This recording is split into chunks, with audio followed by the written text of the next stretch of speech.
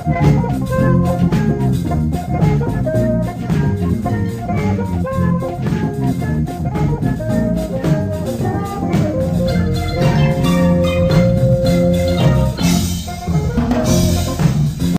up, folks? This is ep5 with another edition of Is It Real?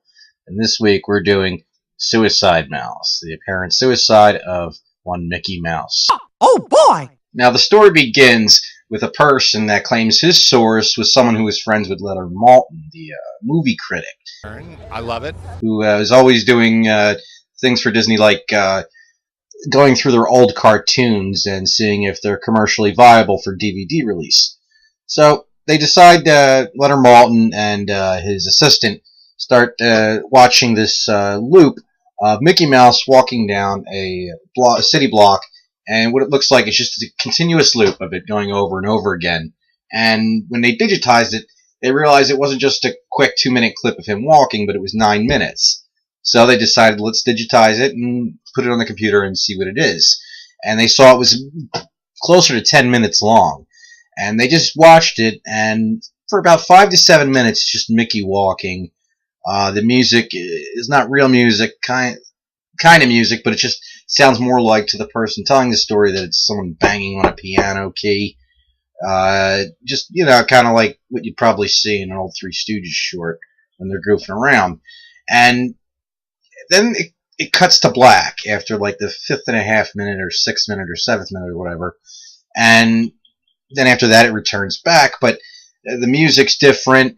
You start to hear murmuring, like, you know, murmuring cries, and the picture gets distorted, and everything's starting to look all weird and strange. The buildings are floating.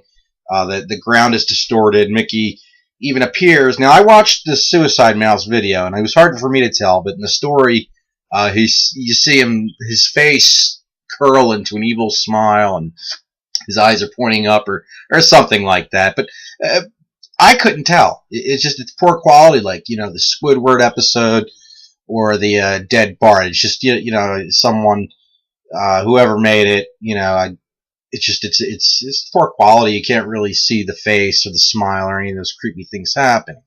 Now, after they watched it, Leonard Maltin apparently, you know, he became physically ill and had to leave the room, and, you know, he ordered an employee to go in there and finish it for him.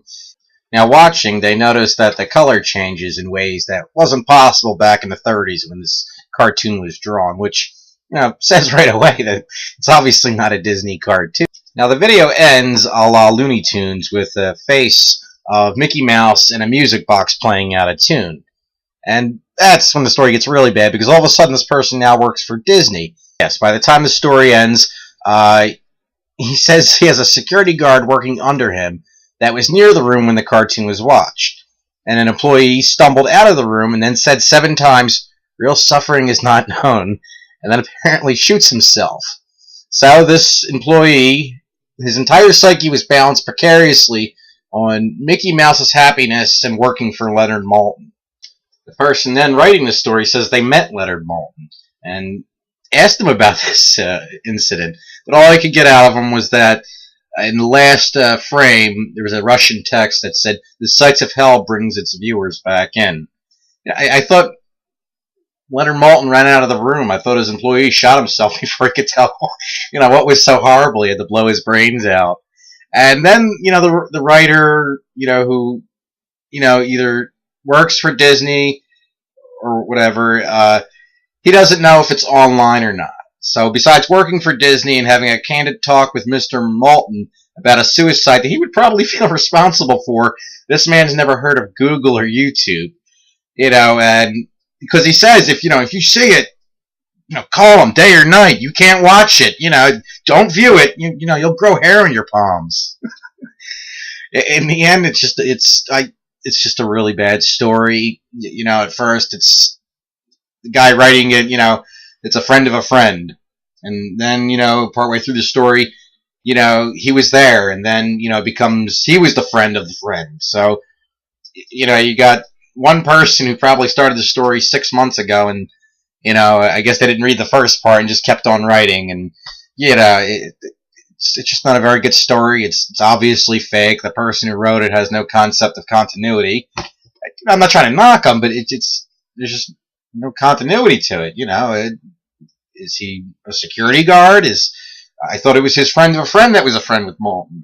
I don't get it, and I just hate it when a story is just this especially bad. I mean, it's a shame because it's America's icon, and it's just there's nothing real about it. I watched the video; it is kind of creepy, in a cool kind of way, but it's just not real. I mean, in the story it says that there's colors and it was made in a time not possible then.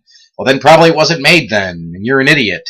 No, I shouldn't say that, I mean, because I can't animate, so whoever went to the trouble of doing all this is obviously talented, but I just wish the story around it would be better. I mean, so I guess when it comes to urban legends of the 21st century, you get what you hope for, and sometimes you get, crap. It's the cartoon's cool, but like I said, the story is just not very good.